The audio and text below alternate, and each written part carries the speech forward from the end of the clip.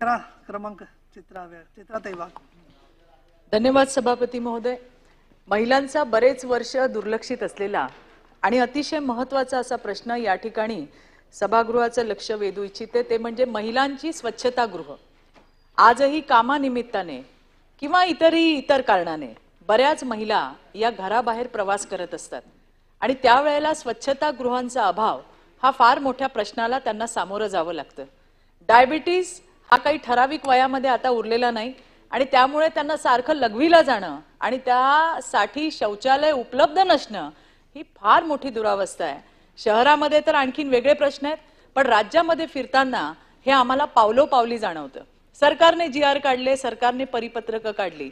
हॉटेलमध्ये जा, मॉलमध्ये जा, कुठेही जा, तुम्हाला तिथे कोणी थांबवणार नाही, तुम्हाला कोणी अडवणार नाही.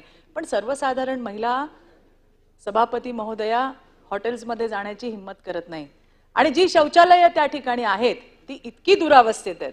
मी तर अगदी मंत्री महोदयांना सांगीन की त्यांनी पेट्रोल पंपवरती जितके शौचालय राज्यामध्ये आहेत कृपया एकदा सर्वे करावा शासनाकडनं. इतकी वाईट अवस्था आहे. मुद्दामच काचा फोडून ठेवलेल्या आहेत, नळ तोडून टाकलेत, डबडे तोडून टाकलेत, त्याच्या कड्या काढून टाकल्यात. जाऊ शकत नाही बाई. अतिशय अस्वच्छता. याच्यावरती आपण कधी काम करणार आहोत असं मला त्या ठिकाणी तुम्हाला या निमित्ताने सरकारला या ठिकाणी विचारायचंय. शौचालय पाहिजे म्हटली की बांधून दिली जातात, पण बांधल्यावरती त्याला मेंटेन कोण करणार? जर मेंटेन नीट होत नसेल तर त्या महिलांनी, त्या वापरकर्त्यांनी कुणाला तक्रार करावी? तिथे जी माणसं किंवा ज्या महिला बसलेल्या असतात त्यांच्याशी वाद घालण्यात तर काही सभापती महोदय अर्थच नाहीये. त्यामुळे एक QR कोडची सिस्टीम संपूर्ण राज्यात, मुंबईसह MMR रिजन आणि संपूर्ण राज्यामध्ये एक QR कोडची तक्रार निवारणची एक सिस्टीम असावी, ज्या मार्फत मी जर ज्या टॉयलेटमध्ये गेले, माझी काही तक्रार असेल, कुणाशीही वाद न घालता त्या ठिकाणी मी QR कोडवरती जाऊन माझी तक्रार करीन आणि ती QR कोड प्रणाली जी आहे ती त्या ठिकाणी तिथल्या स्थानिक बॉडी जी आहे त्यांच्यासोबत जर आपण जोडून घेतली तर मला वाटतं ते अतिशय चांगलं होईल. परवाच विषय झाला सर्वायकल कॅन्सरचा, गर्भाशयाच्या मुखाचा कॅन्सर. त्याची सुरुवात जर कुठून होत असेल तर तिथे अस्वच्छ शौचालय. कामानिमित्ताने महिला बाहेर जाताना त्यांची अपरिहार्यता आहे की त्यांना जावं लागतंय. अतिशय घाणेरड्या परिस्थितीमध्ये सुद्धा महिला त्या ठिकाणी जातात, त्यांना तिथं विचारणारं कोण नाही. ही परिस्थिती आहे. ज्या फूड मार्केट्समध्ये, ज्या दुकानांमध्ये, ज्या हॉटेल्समध्ये बाहेरून बघितलं तर इतके चकाचक असतात, पण जर तुम्ही ते मागच्या बाजूला कुठेतरी कोपऱ्या कापऱ्यामध्ये टॉयलेट असतात आणि ते इतके घाणेरड्या पद्धतीत असतात, त्याच्यावर काही कारवाई होणार की नाही? त्याला कोणी काही विचारणार की नाही? तर माझी अशी कळकळून विनंती आहे, अपरिहार्यता आहे ती घाणेरडे टॉयलेट यूज करणं महिलांचं. उत्तर येऊ दे, मग परत तुम्हाला बोलता येईल त्याच्यावर. तर हायवेमध्ये माझा प्रश्न हा आहे की हायवेमध्ये किंवा कुठेही रस्त्यावरती जे अस्वच्छ टॉयलेट्स, हॉटेल्स आहेत, ढाबे आहेत, जे स्वतः चांगले आहेत त्यांचं खाण्याच्या जागा पण टॉयलेट खराब आहेत, अशांचं लायसन्स तुम्ही रद्द करणार का? कुठेतरी त्यांना दणका देणार का?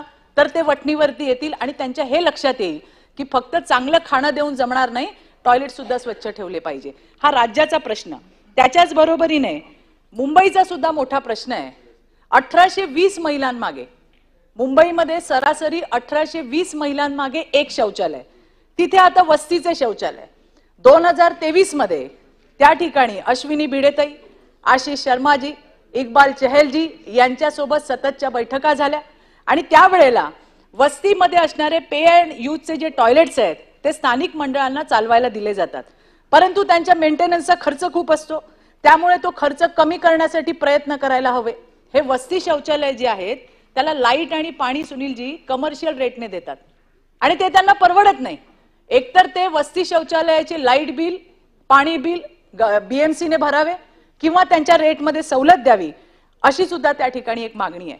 वस्ती टॉयलेटच्या आजूबाजूला गृहराज्यमंत्री एक एक करून प्रश्न घ्या ना, कारण आता 5-6 प्रश्न झाले, त्याचं उत्तर येऊ दे. वस्ती टॉयलेटच्या हे एक दोनच प्रश्न आहेत सभापती महोदया. वस्ती टॉयलेटच्या आजूबाजूला गर्दुल्ले आहेत जे तिथे फिरत असतात, त्याच्यामुळे जाण्यासाठी भीती वाटते.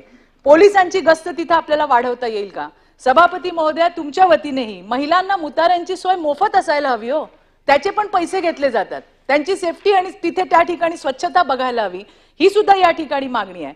आणि शौचालय संबंधित समस्या आणि शौचालय चालवणाऱ्या वस्ती पातळीवरील स्थानिक संस्था म्हणजे CBOची जी कॅपॅसिटी बिल्डिंग संदर्भात जे मूल्यमापन करण्यासाठी वॉर्ड लेवलला हा मुंबई बीएमसीचा प्रश्न आहे, सीडीओ कम्युनिटी डेव्हलपमेंट ऑफिसर रुजू करणं अतिशय गरजेचं आहे. शेवटचाच प्रश्न माझा हा आहे की या मुताऱ्यांना, या स्वच्छतागृहांना आपल्याला फिरतं स्क्वॉड करता येईल का? भरारी पथक कुठेही